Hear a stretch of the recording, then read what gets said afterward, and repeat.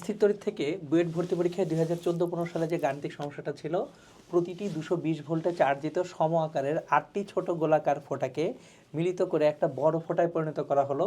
বড় ফোঁটার বিভব কত হবে? তাহলে এখন এখানে এই টাইপের কোশ্চেন কিন্তু এর আগেও বুয়েট ভর্তি পরীক্ষায় আসছে। সো অনেকেরই ধারণা থাকে যে বুয়েট ভর্তি পরীক্ষায় কোশ্চেন রিপিটেড হয় না, কিন্তু দেখেন এর আগেও এই টাইপের কোশ্চেনই আসছে।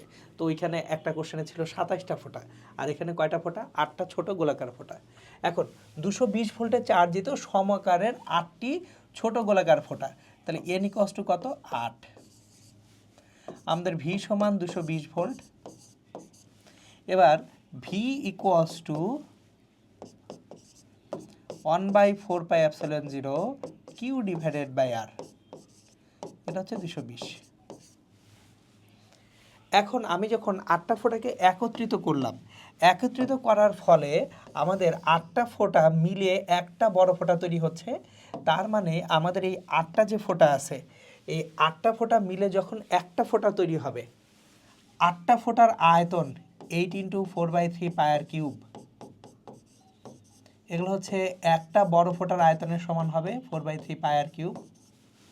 তাহলে এখান থেকে আমরা যেটা পাবো r³ সমান 8r³।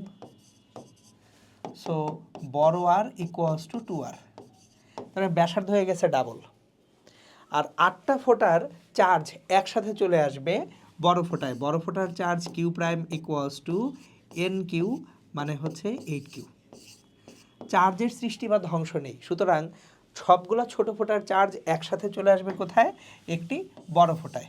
ওকে, খুবই ভালো কথা। তাহলে এখান থেকে আমরা আসলে আলটিমেটলি যেটা পেয়ে যাব সেটা হচ্ছে আমাদের যে বড় ফোঁটার বিভব V prime equals to 1/4πε0 q prime divided by r. তাহলে 1/4πε0 কিউ প্রাইমটা হচ্ছে 8q ডিভাইডেড বাই আর হচ্ছে 2r।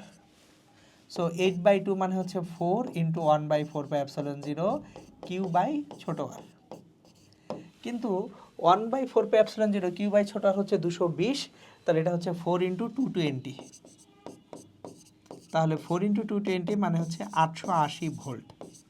তাহলে আমাদের বড় ফোঁটার যে বিভব সেটা কত হচ্ছে? 880 ভোল্ট। তো দেখেন একেবারে চমৎকার, একদম সিম্পল একটা ম্যাথ, খুব সহজে সমাধান করে ফেলা যাচ্ছে।